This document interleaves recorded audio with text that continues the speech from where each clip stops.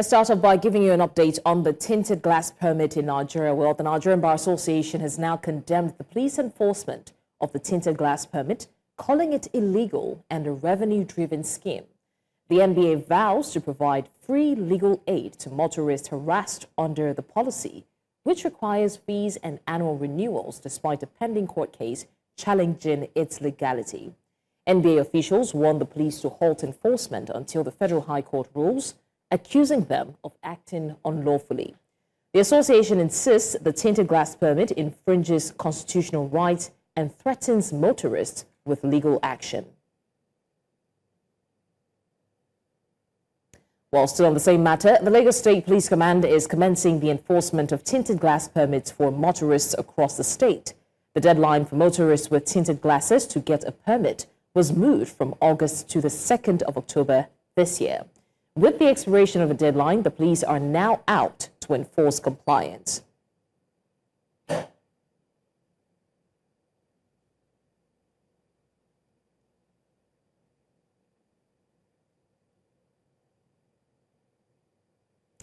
Now, to give us more details on the tinted glass permit enforcement, my colleague, News Central's correspondent Austin Azu, will be joining us now from Delta State. Austin, thank you for joining us. I would like to find out, how has the enforcement of the tinted glass permit affected motorists and commercial drivers in Delta State so far?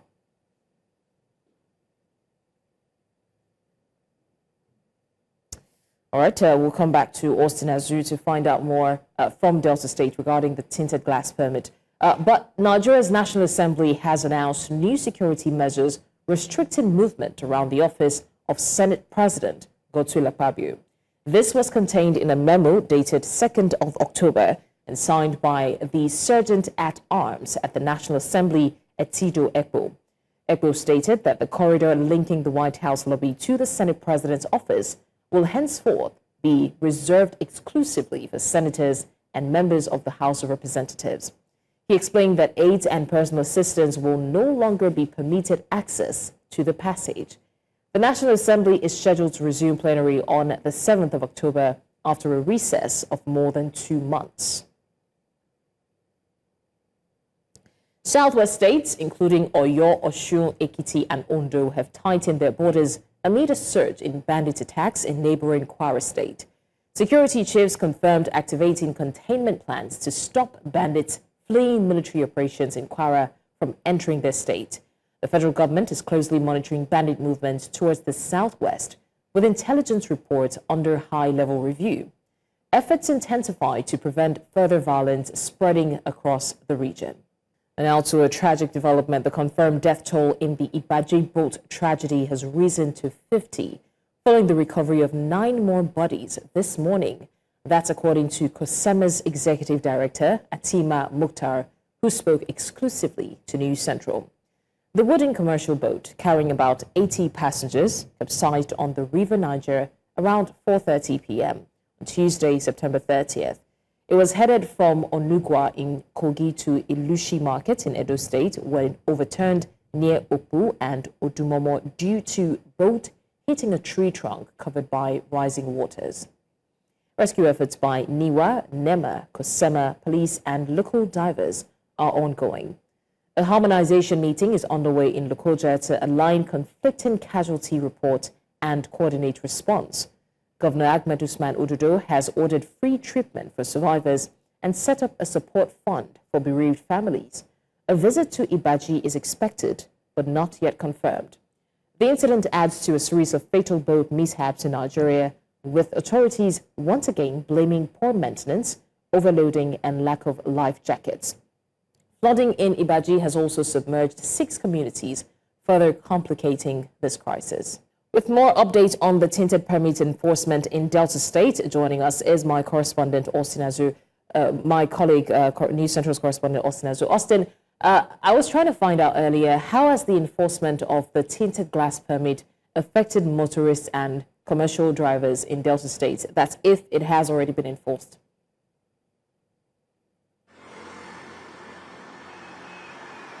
Yes, good afternoon, Blessing. Of course, the enforcement of the TTED permit is really enforced here in Delta. Yesterday and today as well, we have seen police officers coming out in their numbers at strategic locations across the state, precisely within the state capital, to carry out this enforcement exercise.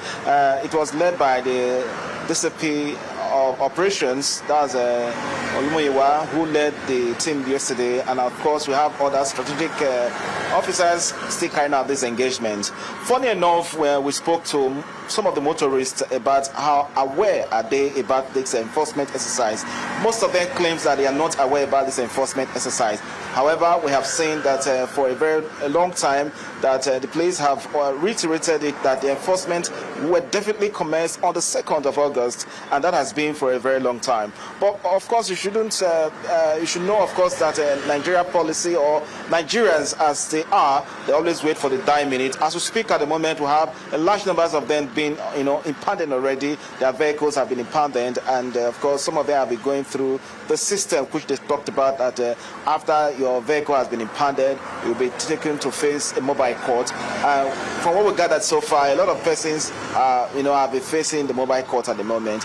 And not only that as well, a lot of persons are trooping in to go and, get their permit and to go through the process of registration. And the site, from what we gathered so far, is experiencing some difficulties.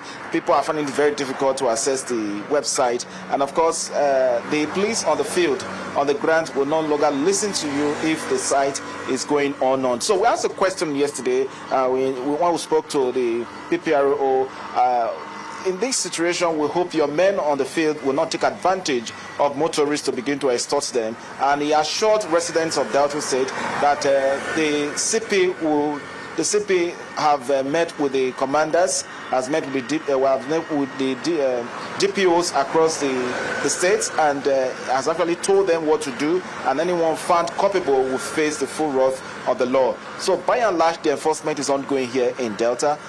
So we can tell you for free that those who don't have the TTED permit have started making their ways to the State Police Command and subsequent area for them to get their vehicles registered properly so that they will be able to move around. And we equally saw some people who were crying yesterday when they were, intercepted by the police during the stop and search. Most of them claims ignorance about the whole exercise. But however, others are begging the police to extend the enforcement, that they should give them more time for them to go and to go and register their vehicle. Others are actually calling that the police does not have that right for them to enforce this TTED permit, because the circumstances surrounding it is not very clear to them, that they need more explanation of what acts are they applying this enforcement. Is it the one passed during the military rule, or the one passed during the civilian rule? So these are issues raised by motorists in Delta State here concerning the TTED permits exercise. All right, Austin Azu, so many questions that the people are asking and so many angles to touch on this from, but we'll leave it at this for now. Thank you so much for the update. Let's go to health very quickly. The Nigeria Center for Disease Control says that the fatality rate from Lassa Fever has risen in the country to 168 deaths recorded between January 1st and September 14, 2025. The case fatality rate now stands at 18.5%, higher than the 16.9% recorded during the same period in 2024. According to a Lassa Fever sitrep released by the NCDC on Friday, for its epidemiological week 38, the country has reported 7,792 suspected cases, with 906 cases confirmed across 21 states and 106 local government areas. Data shows that 90% of confirmed cases came from the 5 states of Ondo, Bauchi, Edo, Taraba, and Ebonyi. Many thanks for staying with us. We're still live on the 12 report, and we talked about the health crisis before going on break. We have News Central's Aisha Saliu, who's been monitoring the situation and is currently on standby to give us more updates. Aisha, how much concern should the recent report released by the NCDC be for keen observers and even for Nigerians in general? So much blessings. Well, as you know, Lassa Fever is an acute viral hemorrhagic illness that is transmitted from animal to human and also human to human, with symptoms presenting as, fever, general weakness, headache, and then more progressive symptoms as sore throat, muscle pain, chest pain, nausea, vomiting, diarrhea, facial swelling, bleeding from the nose, gums, GI tract, shock, seizures, hearing loss, amongst others.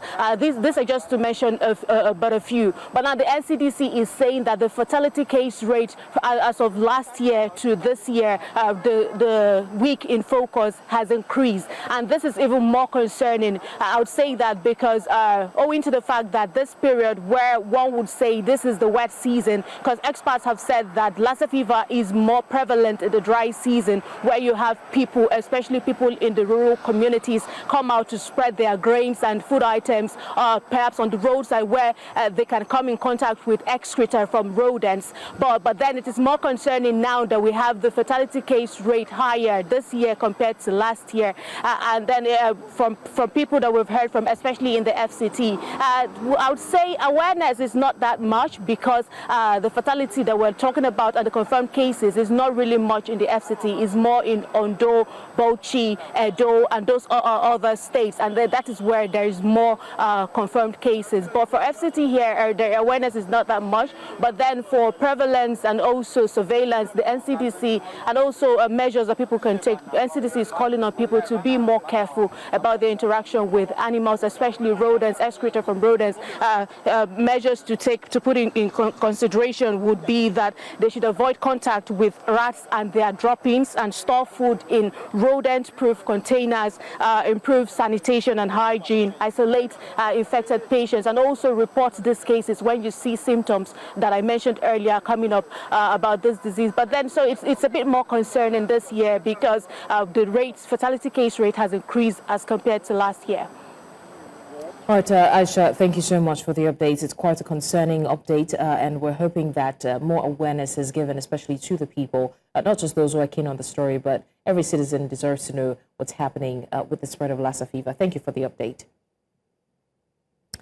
Now, we did mention earlier that some southwest states in the region are now tightening security because of bandits who are trying to escape Kwara State into other states. And to give us more, to discuss that with us, we have Reverend Canon Goke Omigbodu joining us now. He's an architect, an educationist, and a priest of the Church of Nigeria Anglican Communion. He's also a National Caucus member and the Osun State chairman of Pan-Yoruba Welfarist Social Political Organization, Afenifere. Thank you so much for joining us, Reverend Canon. It's a disturbing situation to talk about the banditry issue in Kwara State, and now the whole of Southwest is having to tighten their borders. So my first question would be, how effective do you think that the border tightening measures by Southwest states will be in curbing the banditry spilling over from Kwara into other states, considering the fact that the borders are not exactly designed to, be as tight as they would expect it to be? Okay, thank you. I was thanking you for having me and saying that I'm going straight away to say that anything that is done to try to see how the incursion of banditry into parts of Western Nigeria would be appreciated. It's to do nothing that would be the horrible thing or the bad thing, so to say. So even if borders are not well defined, and I actually don't honestly know anywhere in the world where all borders are so finely defined, but I also understand that more so in Africa, where you have people who speak the same language belonging to different territories, and then within Nigeria itself, we also have the same thing happening. Let me be specific. We have Igbominos in Kwara, we have Igbominos in Osun, and even a few Igbominos in Ekiti. And so, yes, it may be difficult, but if the tightening of the borders is what the governments are immediately able to do, I think that is good enough. But more importantly, and what I would actually like to discuss is that everybody has been talking about state policing and all that. And even if we are not yet there, there's a Yoruba proverb that says that well-roasted dog meat is very delicious. But in the process that you are still trying to roast, if you will ever do roast, actually, there must be something that you must be finding to eat. And so if we do not yet have the state police, I know that aside of Lagos, the whole of Western Nigeria has the Amotekun. Let the Amotekuns be well-trained and armed to be able to curb the incursion of banditry and to be able to also take care of other local security situations within our territories. It is unfortunate that the immediate past administration of President Muhammadu Buhari said that all of us that hitherto had licensed arms should submit them, and we did. And shortly after we did, then we discovered that some other people, in the guise of taking care of cattle, started carrying even more sophisticated guns than those ever licensed by the ordinary citizens. So beyond the security outfits like Amotekun bearing arms, let citizens who can afford to license arms carry their arms all over again. We need to be able to defend ourselves. It is obvious. And I listened once to the Director General of the DSS, who himself said that we should be able to defend ourselves. With what do we defend ourselves, I pray? Is it with bare hands? So something must happen while we are pursuing of state security outfits called state police, if you so choose. Let those security outfits, those approved and encouraged by government right now, be further empowered to carry arms so that security can be tightened the more in different parts of Nigeria, and more so Western Nigeria that you are asking me about. Reverend Canon Goke Omibodu, thank you so much for joining us to discuss on the security situation, especially in the Southwest region. And we're looking to see how, especially the borders can be tightened so as to prevent a spillover into other Southwestern states. Thank you once again for your time. All right. Now, the Federal High Court, according to information reaching us now, sitting in Warri, has issued an order directing the Nigeria Police Force and the Inspector General of Police to maintain the status quo in the ongoing case concerning the controversial tinted glass permit, which we brought updates about some time ago. Now, the case, suit number FHC WRCS 103-2025, John Aikpoko Martins versus Inspector General of Police and Nigeria Police Force, came up for hearing today. Delivering the interim order, the court directed the police authorities to respect judicial processes pending further proceedings in the matter. Confirming the development, Kunle Edu, SAN, who led the legal team, noted that the directive is a major step in ensuring that the rule of law is upheld while the substantive issues in the case are being determined. The details of the ruling and the next adjourned date are expected shortly, and of course, News Central will be bringing further updates as the development unfolds. Now, residents of Lokoja are voicing outrage over the Federal Road Maintenance Agency, FEMA's failure to address the deplorable state of the Ganaja Road, a critical section of the Lokoja-Ganaja-Ajaokuta Federal Road. The less than 1 kilometer stretch, particularly at Yamayama before the bridge and near Ganaja Primary School, has been under repair for 3 years now, with an inefficient contractor blamed for severe gridlock and untold hardship for motorists. Now, in the past 72 hours, the situation has deteriorated, trapping commuters daily without an eastern bypass. The neglected road has caused prolonged delays, safety risks, and economic strain for motorists and local businesses. Residents are calling for immediate government intervention to complete repairs and restore normalcy. My colleague, News Central's correspondent Mana Balagbobo, joins us now from Kogi State to bring the update on the deplorable state of the Ganaja Road. Mana, thank you so much for joining us. Very quickly to find out what exactly is, let's start from the boat mishap that we gave an update about earlier. What can you tell us from the harmonization meeting that's happening now as we speak in Lokoja regarding the boat mishap? Good afternoon, Blessing. The harmonization meeting is still ongoing. The members of officials of the Kogi State Emergency Management Agency are meeting with also the National Inland Waterways Authority officials, with also the National Emergency Management Agency, NEMA. Some of their officials from Abuja are in town here in Lokoja, and the meeting is still ongoing. But what I can confirm, via phone call with Atimah Mouktar, who is the Executive Secretary of the State Emergency Management Agency, he told me this morning that about 9 bodies have been recovered and that they are still working to ensure that they can get more information. So what this harmonization meeting is all about is actually getting the facts and data together, and then everyone ensuring that they are reporting the same figures. Because if you look at some of other broadcast stations, they've been reporting, diverse numbers in terms of the casualties, those dead and those still, those rescued and those who are yet to be uncovered, those buried under the water.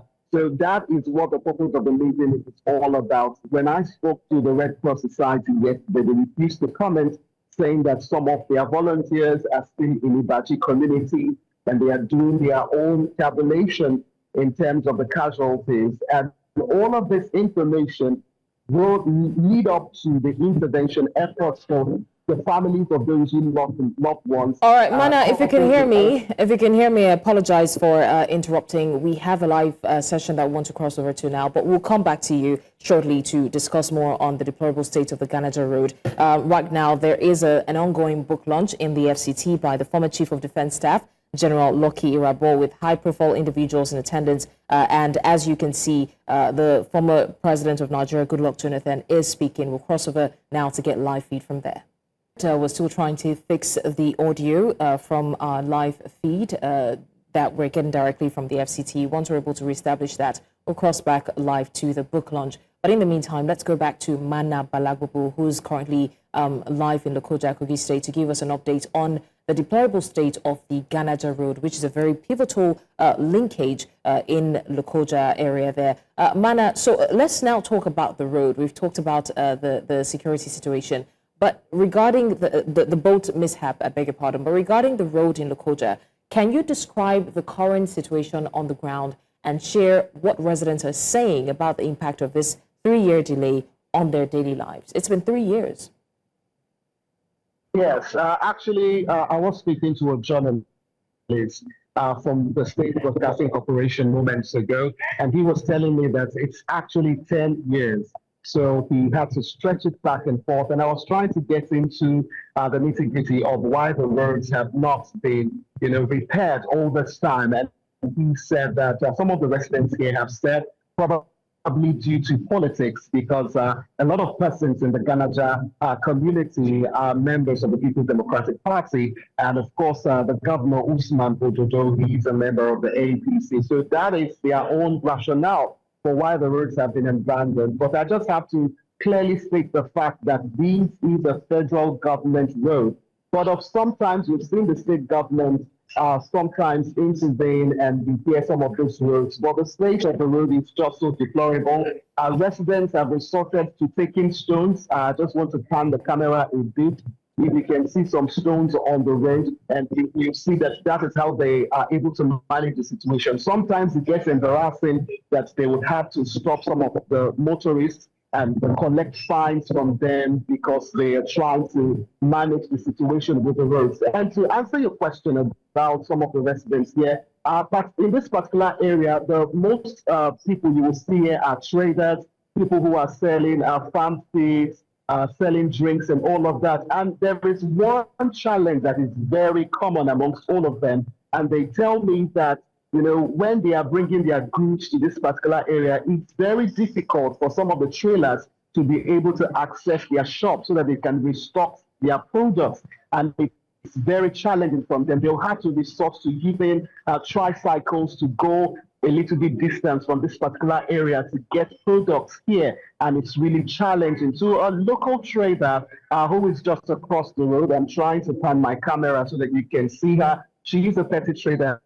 And she complains to me that since this very incident, it's very difficult to attract customers to her shop because, everybody is just wary of this particular place. But when the road was, in good fashion, people will stop by to patronize her. And it's just really, really disheartening to know that the roads have been abandoned thus far. Prior to time, yeah. All right, Mana Balago, thank you so much for the update on the road. And we're hoping that now that the issue has been spotlighted, like you said, some even say that it's been 10 years and this has affected their lives. We're hoping that there is a solution. Thank you for the update. Right now, we will be circling back to the book launch by the former Chief of Defense Staff, General Lucky Irabor, where we still have the former Nigerian President, Goodluck Ebele Jonathan, speaking, along with other high-profile individuals in attendance. We cross over now to get live feed from there. All right, I'm done. Thank you so much. They came from parts of the Sahel area within Nigeria and outside Nigeria, where we had major drought within that period, and the River pest disease that wiped out so many cattle, and so many young people from these areas migrated to the cities, Maiduguri and others, and they had no skills and nothing to do, and they were able to be recruited and cause havoc. Luckily, it was a military government then, so when the military intervened, they were able to bring it down because there was a clear reason, a reason of young people who were looking for survival, but they had no skills, and so on and so forth.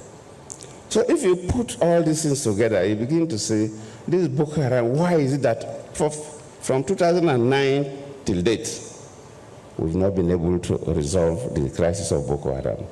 So just like Bishop Kuka tried to raise some fundamental issues. Yes, we need to approach it differently. The issue of carrots and the stick may be adopted. And yes, probably they need such a, but if you look at the weapons they use and you value the weapons, then you know that these are not hungry people. So the soldiers that sometimes capture some of the weapons will see better. But the weapons they use, the ammunitions they use, sometimes they even have more ammunitions than our soldiers. So it doesn't show that they're hungry people. And where are these guns, sophisticated weapons coming from? And you begin to see that the external hands are also involved, especially when I was there.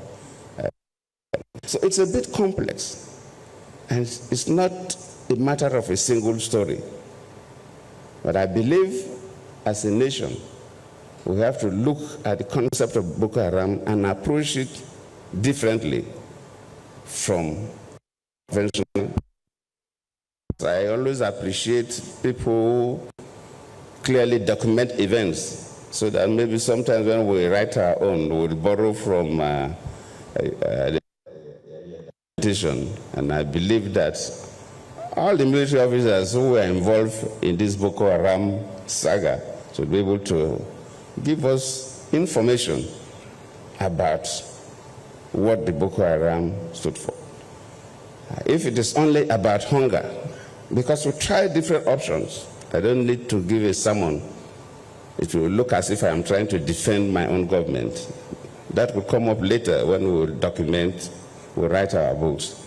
But I believe we took different options, we set different committees. We tried our best within that 5 years that I was there.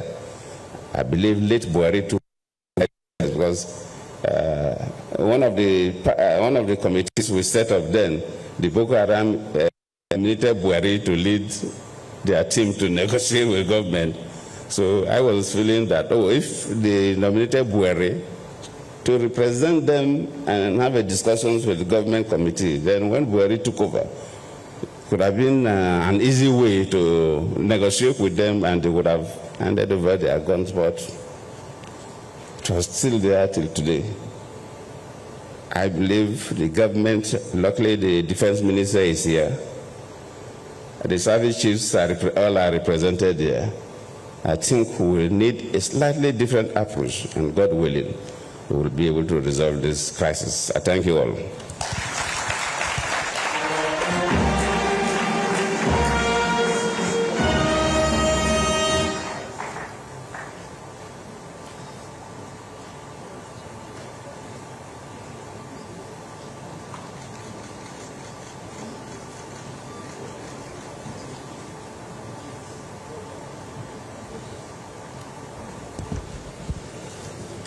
Excellency, the representative of the President of the Federal Republic of Nigeria, the Honorable Minister of Defense, invited guests, distinguished ladies and gentlemen. It's always an incredible honor to listen to a man referred to as an international statesman whose life reads like a movie, former deputy governor, former governor, former vice president, became His Excellency, former president of the Federal Republic of Nigeria.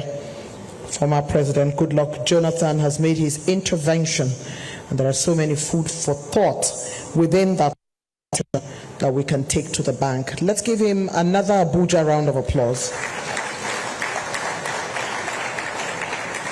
Your Excellencies, very distinguished ladies and gentlemen, taking a point from the comment that has been made by my Lord Bishop about how deeply Catholic myself and Dr. Nzeku are, a very deeply Catholic woman who supports a lot of work to do with children and a lot of work to do with anything that has to do with national development, is Dame Dr. Adora Omeji, Group Managing Director of Zenith Bank. And she has sent a worthy representative in the person of Mr. Akwarando, General Manager, to join us here today. We truly thank you. I'd like to put on record that former Chiefs of Defense Staff are here in the room with us. As always, General Irabo was intentional, and the top military brass of Nigeria are here. Former service chiefs are also here, and those who have held top-level commands here. As has been mentioned by the book reviewer,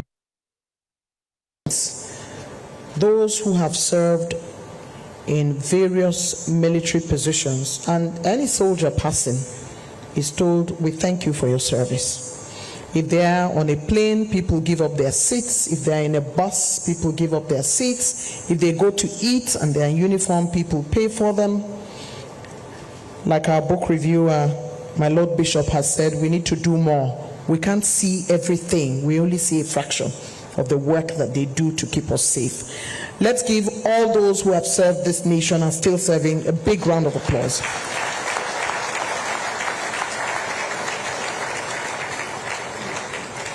Your Excellencies, distinguished guests, a couple of years ago I did some work for the United Nations office in charge of drugs, and another United Nations office that is collaborating with the National Counterterrorism Center in Nigeria. The United Nations Office for Disarmament Affairs and the National Counterterrorism Center collaborates with the United Nations Office on Drugs and Crime and the United Nations Office of Counterterrorism.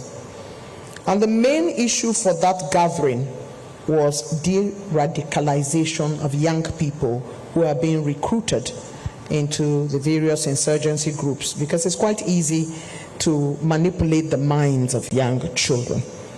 And so there is 1,385 children recruited by Boko Haram between 2017 and 2019, and at least 8,000 children have been recruited by Boko Haram and a splinter group, ISWAP, and around 60% of those affected by the Boko Haram are youths.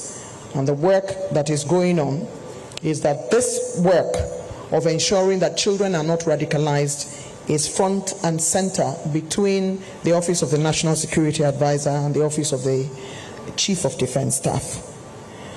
But a man who has served in the military, the very highest level, has said, quote, "There is the need for Nigerians to see one another as one and as well continue to be our brother's keeper at all times.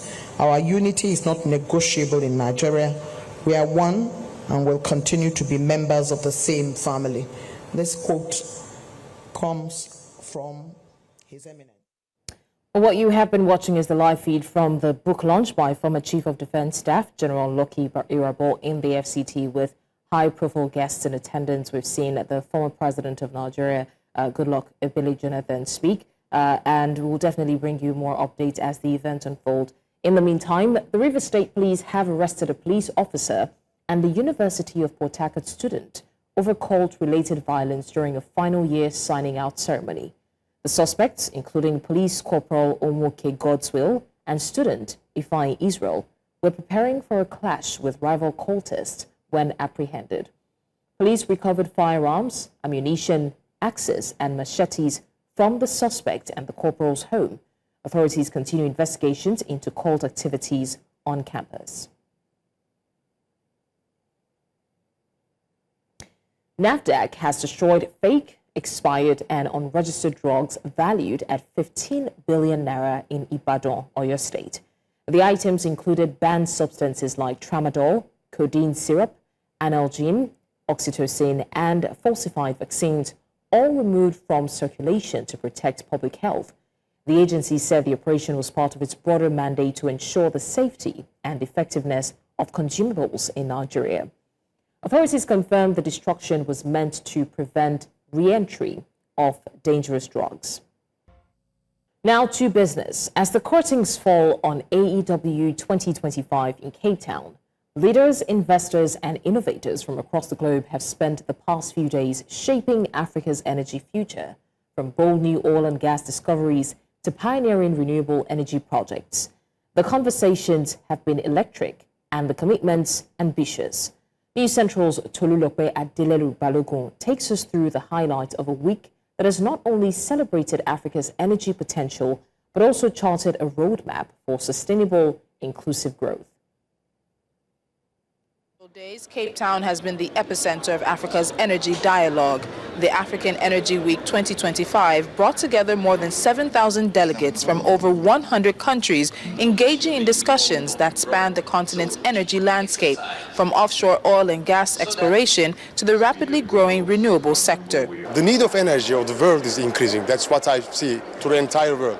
And it seems like Africa stand up already for that and to increase their own energy. Right? So these conferences all about, and which I see, which I witness, is people have the big appetite. And it's getting bigger and bigger, actually, in African Energy Week. Key announcements from Senegal, Namibia, and other African nations highlighted not just the continent's resource wealth, but its commitment to an energy transition that balances economic growth with sustainability. Experts emphasize that Africa's energy future must be built on homegrown solutions, innovative financing, and regional collaboration. We have a role to play. In order to solve the energy poverty, you need to be able to enable communication so that you can gather the information and you know where the energy should go, how it's spent, and also so that the money for the consumption can be recovered, because that's a critical aspect of making it sustainable. So the sustainability of energy comes from making the energy investment worthy. From high-level dialogues to investor forums, the week has been a testament to ambition, vision, and determination. It's been a week of bold commitments and visionary discussions. From energy ministers to CEOs of global firms, the message is clear. Africa's energy potential is immense, and the time to act is now. We have to take a look at 1 billion Africans that don't have access to clean cooking, and 6 to almost 700 million with access to energy. That is a critical issue of today, and we have to. We at the Chamber believe we in Africa just need to have an all of the above energy strategy, because when you have that all of the above energy strategy, you use oil, you use natural gas, you use coal, you use renewables, you use everything to get our people back. As the African Energy Week 2025 closes, one thing stands out. Africa's energy story is no longer just about resources. It's about innovation, collaboration, and transformation. The conversations and agreements forged this week mark a turning point in the continent's journey towards energy security and sustainable growth. In Cape Town, reporting on a week that has truly energized Africa's future, for News Central, Tolulokwe Adeleru Balogun.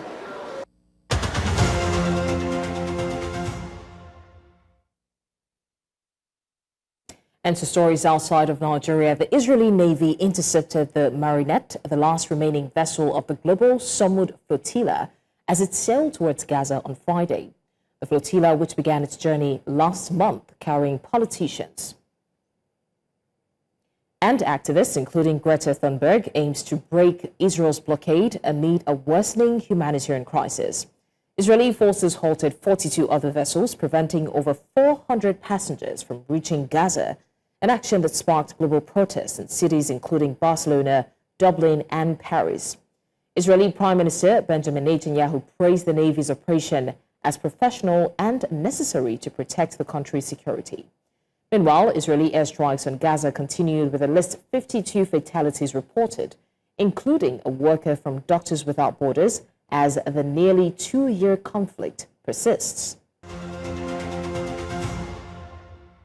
All right, now we circle back to the book launch that's currently going on in Abuja, which we gave you live feed on previously. We'll go back now to get more live visuals from there. As we know, as Muslims, it's in the Holy Quran, you cannot take somebody's life without due process. You cannot kill somebody, because they said to kill a life, take a life or kill somebody, it's like taking the whole of humanity. That's without being following due process. But these are things that scholars will talk to you about. So let's live here with this notion that jihad is not to kill, because we are living peacefully with one another. I'm a Muslim and I know I'm a Muslim. You're a Christian, you know you're a Christian. Then when we understand one another, we are better equipped to deal with one another. Because I know who you are, you know who I am. There's nothing you can do to me. There's something I can do to you. Understanding is the most important thing. We understand one another and live peacefully in this country. And I want to also correct the notion that when Bishop Kuka talked about Islamism, if you use some words maybe in a wrong manner, or somebody might feel Islam is negative. Islamism is not aimed at seizing power at any particular forum. Islam is after good governance in society. And whoever is there, President Goodluck Jonathan was president, we gave him 100% support throughout his presidency. Nobody said anything negative about it. He knows that and he's here. So Islamism is not what you think it is. It's a wrong notion that you are bringing up here, that is to seize power. It's not to seize power. We're after good governance. September 2019, I gave a talk on Islam and good governance in Nigeria. President Buhari was just going in for his second term.